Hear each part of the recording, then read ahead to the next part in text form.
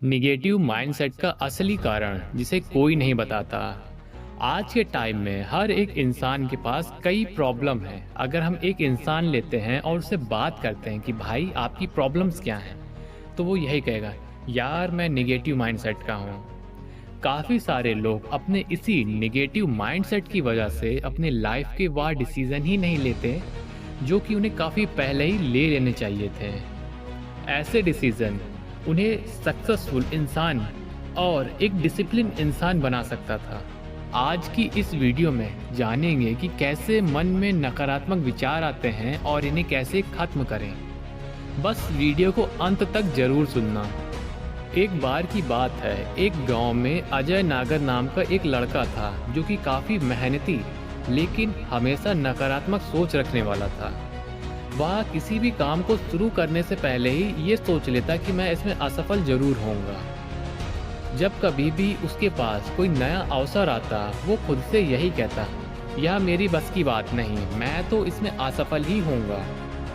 एक दिन उसके बड़े भाई यश नागर ने उसे एक बात कही कि देखो, गांव में एक अध्यात्म गुरु प्रेमानंद आए हैं, उनके दरबार चलते हैं।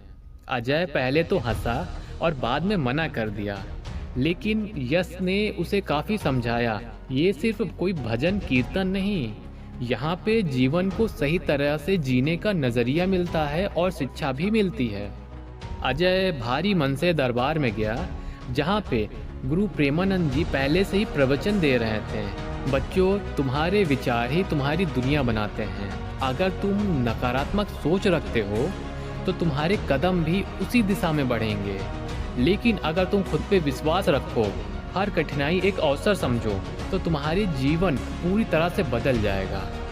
अजय को ये बात काफ़ी हद तक चुभ गई। उसने सोचा कि क्या मेरी असफलता का कारण मेरे नकारात्मक सोच रखने से है। अगले दिन से ही उसने अपनी सोच को बदलने का निश्चय किया। जब कभी भी कोई कठिन कार्य आता, वो खुद से ये कहता, ये ईश्वर की एक योजना का हिस्सा है, इससे मुझे कुछ सीखने को मिलेगा। धीरे धीरे उसने अपने अंदर बदलाव महसूस किए। कुछ महीनों में उसकी जिंदगी पूरी तरह से बदल गई। जिसे वो असंभव समझता था, अब वही उसकी सफलता की सीढ़ी बन गई। तब उसे ये एहसास हुआ कि संसार को बदलने से पहले तुम्हें खुद की सोच को बदलना होगा। आज के टाइम में 2025 में नकारात्मक सोच वाले इंसान को बनने में ये 7 कारण हेल्प करते हैं। पहला, डिजिटल ओवरलोडिंग और सोशल मीडिया। दूसरा, अस्थिरता और अनिश्चितता। तीसरा, मानसिक और शारीरिक समस्याएं। चौथा, ज़्यादा उम्मीद और कम धैर्य। पांचवा, नकारात्मक समाचार और नकारात्मक वातावरण। छठा, सामाजिक अलगाव और अकेलापन। सातवां, आत्म जागरूकता और अध्यात्म की कमी। यह 7 बातें होती हैं जिनकी वजह से एक इंसान नकारात्मक सोच वाला बन जाता है। अगर हम किसी परीक्षा में बिना पढ़े चले जाते हैं, लेकिन हम प्रश्नों को ध्यान से पढ़ते हैं और उसे समझने की कोशिश करते हैं, तो संभवतः ऐसा हो सकता है कि हम आधे से ज़्यादा प्रश्नों के उत्तर सही से दे पाएं। ठीक इसी तरह जीवन की समस्याओं का भी यही सिद्धांत है। अगर हम समस्याओं को पहले अच्छे से समझ लेते हैं तो उसका समाधान निकालना भी आसान हो जाता है। सोशल मीडिया पे लगातार निगेटिव न्यूज़ देखना और सुनना, जैसे कि किसी का कंपैरिजन करना, किसी की आलोचना करना या फिर इंस्टेंट जस्टिस, इंस्टेंट कर्मा जैसी ज़्यादा वीडियो देखने से हमारे माइंड में एक नकारात्मकता और एक गलत इन्वायरमेंट सेट होता है, जिससे हमें गुस्सा और चिड़चिड़ापन आ जाता है।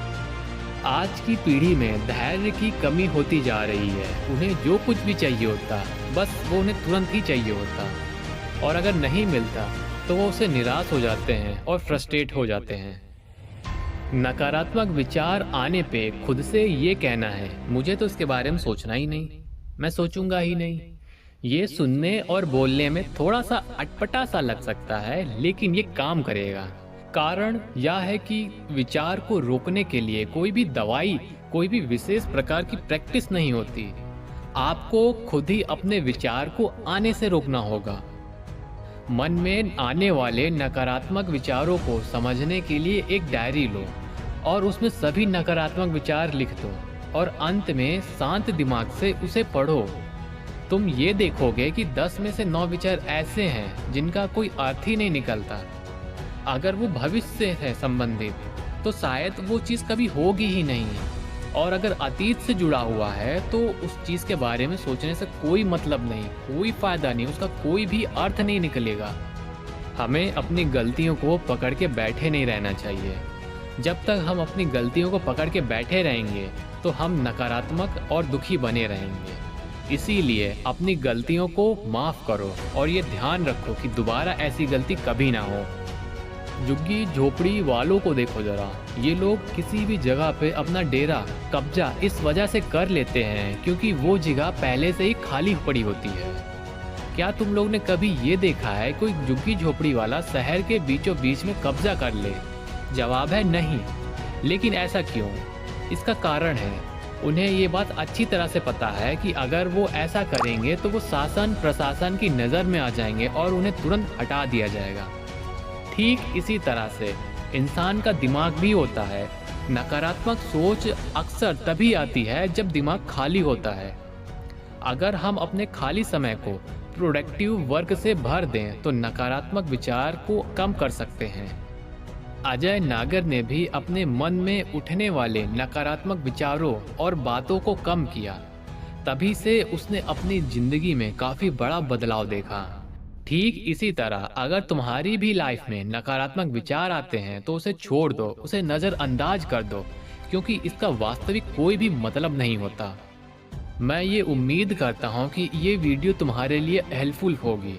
इससे तुम अपनी नकारात्मक सोच को खत्म कर सकते हो, कम कर सकते हो। अब मिलेंगे किसी नए विचार के साथ किसी नए वीडियो में। तब तक के लिए अपना ध्यान रखना। जय हिंद, वंदे मातरम।